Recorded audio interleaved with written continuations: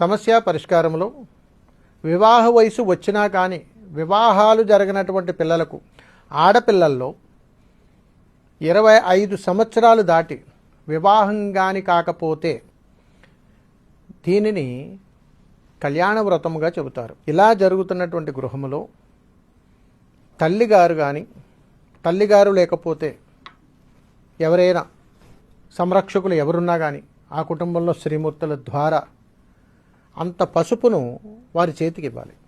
తీసుకున్నటువంటి పసుపును ఒక ముద్దగా చేసి వారి పూజా మందిరంలో ఒక పత్రంలో ఉంచండి. ప్రతినిత్యం మందార పువ్వు సమర్పించండి.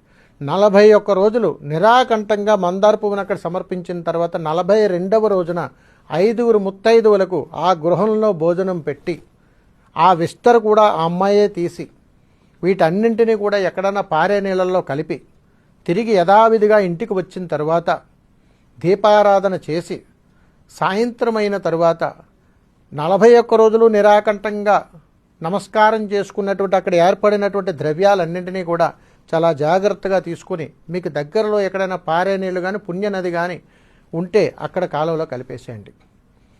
మీకు కళ్యాణానికి సంబంధించినటువంటి సర్వదోష ఆటంకాలన్నీ కూడా పోతాయి. వెంటనే వివాహం కుదురుతుంది. ఇది శాసనం.